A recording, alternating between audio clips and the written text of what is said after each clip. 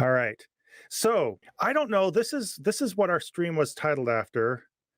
This thing called purity culture. I'm not sure if you've heard of it. Purity culture is where you don't have relations until you're married, I think, according to Christianity, right? I'd say that. I mean, it's more like you have really psychosexually repressed relationships until you're married. I think is like what is a more accurate description, right? It's more like you're gonna talk about sex all the time, and you're gonna think about how awesome it's going to be, but you really just have to wait until you're, I guess, at least 17 in their world to get married and do all that. So yeah, that's kind of the obsession. It's all about when you can have sex and when you can't. That is like 90% of the conversation, you know. Yeah.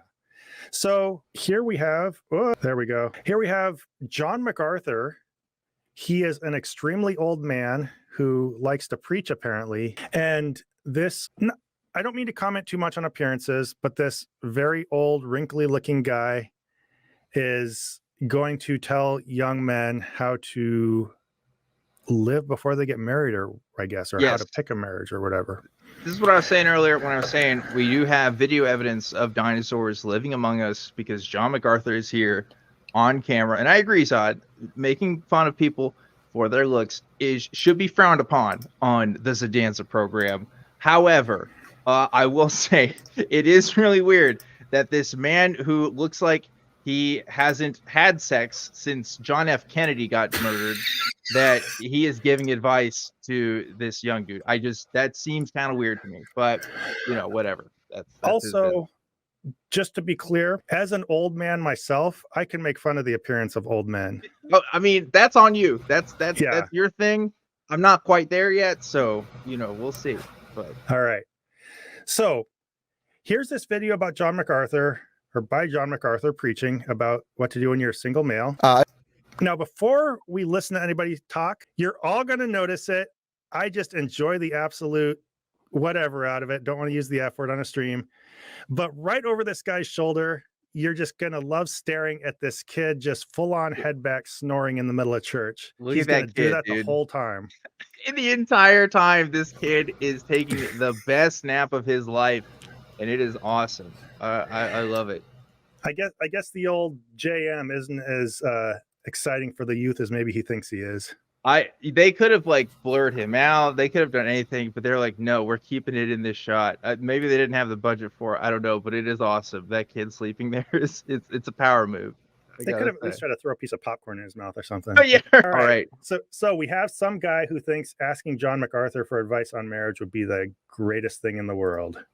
I have a question regarding 1 Corinthians 7. So I've noticed that many of my brothers and I, all of us meet the 1 Corinthians 7 prerequisite.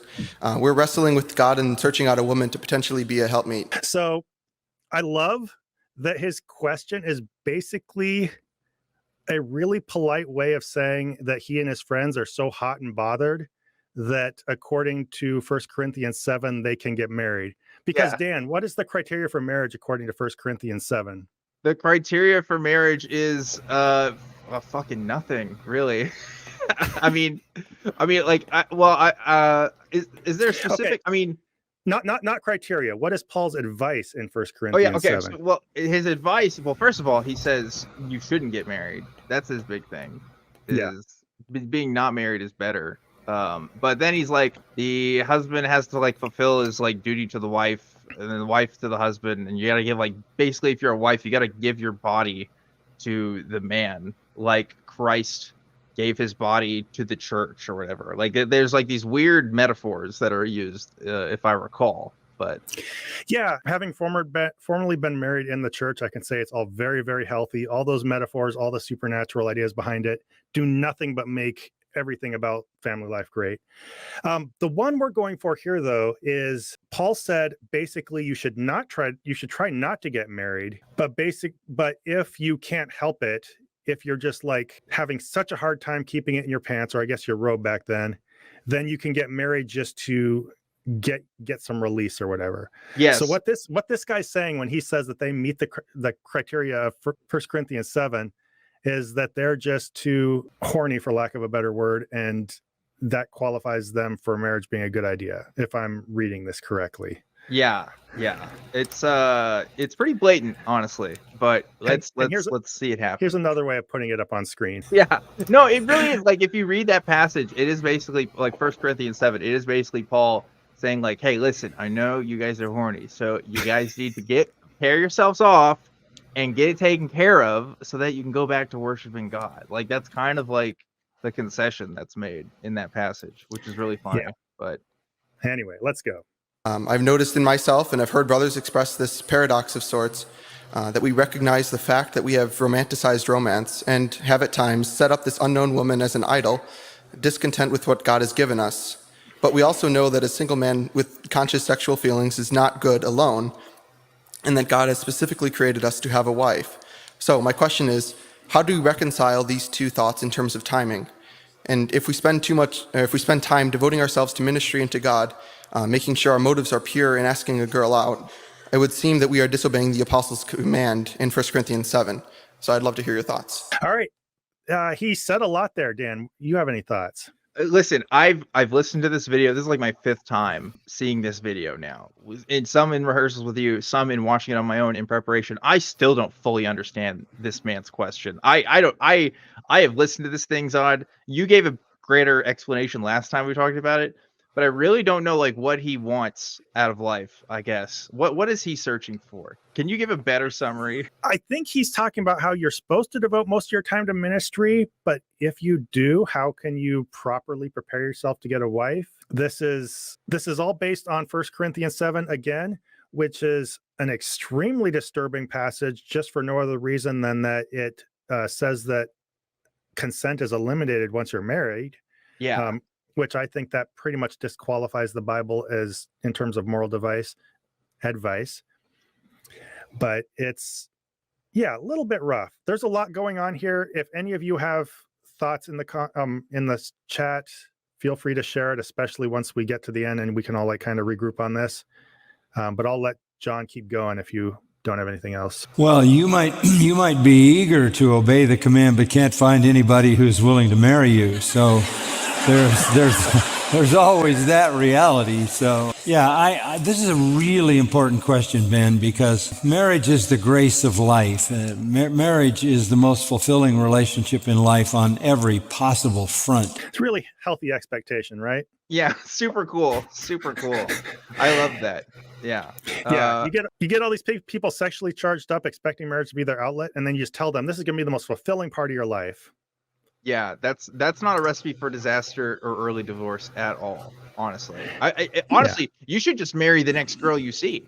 That's and actually, he kind of says that later on. I almost forgot about that. We should keep that for later. But no, it's pretty terrible. Like this mindset of just like, oh man, marriage is just so awesome. It's like the best thing for you ever. Like, I'm not saying it's not a good thing, but like, goddamn, like there's other fulfilling relationships you can have in life too. Like, I don't know. And don't go in expecting it to meet your every desire. This isn't, Pedro from whatever that movie was. What, Napoleon Dynamite? Wait, Napoleon Dynamite. Yeah. But let's go. This recipe for disaster has many more ingredients. And this particular culture we live in today has postponed that more and more. It seems like every year the average marriage age gets older and older and older and older. And just like him. This puts tremendous pressure on young people to maintain purity when they have reached the age where they would desire to be married and desire to start a family. So maybe the problem is that this expectation of purity and the pressure that puts you under to decide between, staying single and keeping it in your pants versus making a huge legally binding decision before your brain's fully developed. Maybe that's not all entirely a good idea. Yeah. Dan, your thoughts? I hear this a lot from folks his age, which is like, man, these people today, they don't want to get married. It's like, yeah, man, because like your generation like got divorced like all over the place. What do you mean? Like, or if they weren't divorced, you saw some of the most unhappiest marriages ever, right? Like everybody has family where somebody had like an unhappy marriage, and it's just a common thing. And part of that is fueled by getting married as early as they suggest, which is literally as soon as legally possible, and sometimes not even Yeah. legally. So it's not great. Not great advice. Yeah. So many old people I've known, they were just absolutely miserable, and they were just sticking it out because they couldn't hack it alone or whatever. Yeah. Not great. A lot of people, unfortunately, though, would call that a good thing just because it keeps them marriage, and divorce is a sin. All I can do is to exhort Christian people not to get caught up in what you said, not to get caught up in the perfections that this society drags in front of you, which are not related to reality. I think you have to look at yourself, and this may help. You have to look at yourself in the way that Paul described marriage in Ephesians 5. He basically says that a husband is like a savior to his wife. That's essentially what it says. And I think the burden really lies with men to see themselves as those who rescue women from loneliness, who rescue women from being in an unfulfilled life, from being in a place where they aren't protected, they aren't provided for, they aren't cared for, they aren't loved, they aren't given the opportunity to have children. You got to stop it. You got to stop. You got to stop. Oh God, it never gets old. It's so bad, dude. It's so bad. So Dan, you're not as old as I am. You haven't been around the block as many times. But if there's one thing I've learned, it's that getting into relationships to rescue women just always works out beautifully. My man said, yeah, you got to rescue these women from loneliness. Like, that's just so funny. Oh my God. Like, wow, you're lonely for like 2 seconds. It's like, damn, I really need to get married. You know what I mean? Like, that's going to solve this. I don't know. Yeah. Rescue women from loneliness, from not being protected, from not having children, from not having the opportunity to have children, because we all know women can only live fulfilling lives by having kids, right? I mean, that's just so common knowledge. Yeah, I don't know. It's so bad. Yeah, it's so obviously condescending. It's treating women like they're children or pets, basically, which I think we might see more of. It's just really, really gross. And it's also, go ahead. No, just like, it does make me wonder, like, was this John MacArthur's point of view? Was he like, hey babe, what's good? Listen, Paul said I'm supposed to be your savior. You know what I'm saying? Like, I'm here to like scoop you up and provide for you and take care of you and basically treat you like a child. Like, I don't know. That's just doesn't seem very appealing to me. So if you were talking about John MacArthur picking up a wife or something, anybody in the chat, I'm not good with the AI stuff. If any of you know how to make an AI movie of John MacArthur picking up a girlfriend, doing the whole "what's up" thing, would you like me to rescue you? John MacArthur sliding into somebody's DMs, like macking on the honeys. I want to see what was John MacArthur like back in the 1920s or whenever this guy was a kid, like, picking up kids. I don't know, picking up chicks rather. He was probably picking up kids too, but I don't know. I like this one. Personally, I'd rather have a woman to rescue me from men. Yeah, true. Considering like, statistically speaking, males are probably the biggest predator that females have to be worried about as they're walking out in the wild. That's probably not bad advice. Yeah, but we're the saviors, though. We got to save these women, Zod. Listen, yeah. Here's my goal. You know what? I'm going to try to marry as many people as possible so I can save as many women as possible from loneliness. I think that makes sense, right? Yeah, it's like Schindler's List. You marry one woman, and then when it's all said and done, you have this big long list of women that you just regret that you didn't save from. Oh man! All right, let's proceed. From what I would experience in our society, it's the men that have to step up. And I honestly do not know what in the world they are waiting for. I have threatened many times to line up all the single women on one side, all the single men on the other side, and assign you a wife. But instead of looking for someone who's some kind of trophy, you need to look to someone who loves Christ, that you can be a savior to that person and a protector and a provider and a lover, and be what Christ is to his church, because that's the picture. Yeah. That wasn't a misslip. He said savior earlier. He says it again here. It's like, yeah, he literally believes a man should be a savior to a woman in their relationship. It's just so wild. Well, Ugh. and here's the thing with this. Our goal here isn't to pick the weirdest weirdo we can find and just pick on them just to pick on them. This is part of evangelical Christian culture. Like Yeah. all this imagery, churches were filthy with this kind of stuff. You know, your wife is supposed to look to you like she does to Christ. You're supposed to be that to her, that provider, that protector, all that stuff, kind of like parents are the children's covering like God. This is in the conversation and it drives how people see their relationships, and not super duper healthy. No. I mean, like they're clapping at him saying we should just line up all the single men and women and like match them up. When it's like, wow, that's like objectively a crazy thing to do, but people are like, oh yeah, actually that sounds pretty rad, and we should just go for that. And Yeah. like, I know he's kidding, but like he kind of means it on some level. You know what I mean? Like he definitely Yeah. has that vibe about him. Yeah. And it's weird. Like he says people are being too picky. This is a weird, people are being too picky. So basically throw any kind of compatibility or care out the window and just pick someone. Like, Yeah. it's You weird. don't even That have was to very- know them. This is literally like, okay, listen, you know, Christians always, you know, make fun of like reality television shows and say they're of the world. This is literally Love is Blind. This is literally Love is Blind happening in real time. He's just like, yeah, don't know. You don't have to know anything about these people. Just go ahead. Just get married. So you can just get it done in the bedroom and then go back to worshiping God. Like that's the end game here. Yeah, there should be 3 people in your marriage, right? Yeah, that's right. Got to leave room for Jesus. Yeah. Anyway. And I strongly exhort young men to find a wife, because in that finding is God's greatest gift in this world, and it allows you to raise up children who know and love the Lord. That's the purpose of marriage, to procreate, and to do so in Christ is the highest calling in life. So this took another little turn here, didn't it, Dan? Yeah. Sad. That's honestly sad. The purpose of marriage is to have children and to raise them to be like Christ. Right. Yeah. Huh. I feel like that's just a very nihilistic worldview, honestly, in Yeah, a way. and- You know what I mean? Yeah.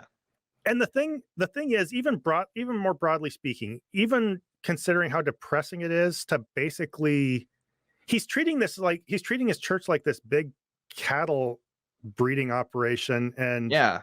they're not getting together. So he's kind of trying to prod them into place or something. But the thing is, there is no the purpose of marriage. Like that's such a weird idea in and of itself, and kind of a gross one. It's very confining. Like marriage means something to you, like all of your other relationships, right? There should be no the reason you do it is if you need to fulfill that, unless you disagree. No, I mean, marriage has obviously been a social institution that's meant a lot of things at different time periods, but just the idea that like, look, your greatest purpose on this earth is to procreate. I don't know. I just feel like there's more to life. You know what I mean? Like, plus, like, look, we also have like all kinds of ways in the near future, artificial insemination and stuff. We're going to have like artificial wombs and things. I mean, we'll have that covered. What's that going to mean for people? You know, like, oh, suddenly this whole procreating thing is just going to be a function. It's just a utility. It's not even going to be something exclusively that we can do as people. So like, why would you even want that to be the goal? I don't know. That just seems very sad in a way. I get like wanting a family. I get like wanting to raise that. That's fine. It's just like, yeah, that's the greatest thing. Like, really? Like, is there not other things? I don't know. Yeah, you're just showing up to work, and no matter who your coworker is, the job is to pop out these kids and make sure they end up loving God, I guess. Yeah, has anyone ever said Albert Einstein's greatest contribution to the world was that he had kids? You Never know, heard that. like, or Nikola Oh, I see. Tesla or anybody? I don't know. That's just like a weird way to view people. Yeah, and I'm just really hung up on this whole there being one purpose for marriage, because I can say from experiences growing up in the church and stuff, anytime you put that kind of constraint on it and don't just see marriage as being something you figure out what role that plays in your life, and you come to an agreement with your potential spouse, and whatever works for you. It's not, you're not trying to live out some fantasy that some crusty old pastor has. For real. And by the way, I just left this comment up on the screen in case you want that mental image Yeah, I of, like that. John MacArthur maybe or maybe not wearing pants behind the pulpit. Yeah, I thank you for that blessing / curse. That's You're really welcome. good. I want to do all I can to encourage the men to step up. And I know there have been enough bad marriages in our society that there's a certain amount of fear and trepidation. But you have to look at marriage as the way the Lord looks at his church. He knows the bride has problems, but he is her redeemer. He is her rescuer. And I think if you can find a godly woman, that reward is the greatest reward that life can offer. Just don't let the world define what that woman should be. Okay? Don't let the world define what that woman should be. Listen. Your wife is the greatest gift the world can give to you because you own her. That's the thing. She's literally a gift in a box just for you to open, right? With no autonomy or agency of her own. Yeah. And there's a certain kind of language here that he likes to use. Who does he always tell to step up or to do their job? Yeah, I wanted you to talk about that too, because like, what is this idea of men stepping up? What is he implying? I like, does he just mean men should just go out and ask people to marry them more? Like, what is what's the call to action here? It's a general call to responsibility, I think, to Responsibility to what? To be a man, to take charge, to get married, take care of your woman. This is a common piece of terminology within Christian culture, and I think probably conservative culture in general, that you need to step up and be a man. You need to take care of things. You need to take initiative. That was very heavily hammered on me when I was a Christian. And I think part of it is this weird Christian version of macho culture or whatever. But I think a lot of it is, obviously, this is all horrific for the woman, right? Yeah, 100%.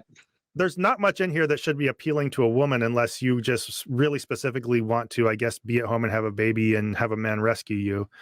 But for the most part, this is a very restrictive environment for women. He's pushing a male-dominated authoritarian culture.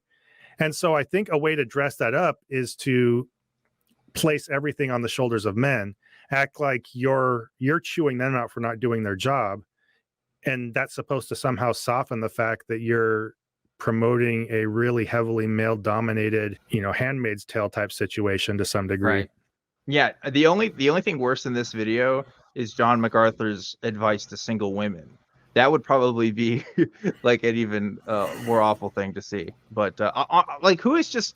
I'm sorry. Again, I don't want to keep bringing this up, but who is taking advice from this dude? Okay, like, again, I don't think the last time he was able to propose, I'm pretty sure like slavery was still legal. You know what I mean? Like, I just think the rules around courtship have probably changed a little bit. I don't know if John MacArthur's like my go-to guy. He's not like, oh man, I really need some advice in my love life. Who am I going to go to? Oh yeah, the guy that looks like he shared a dinner with Lucy the Neanderthal. Like, what's happening here? I don't understand. I don't know why you'd go to him for that, but that's the Christian worldview, I guess. He's just a really cool guy. Yeah, the rules for marriage were different back then. Slavery was still legal. Yeah. I'm sure he's gunning for all that stuff to turn around.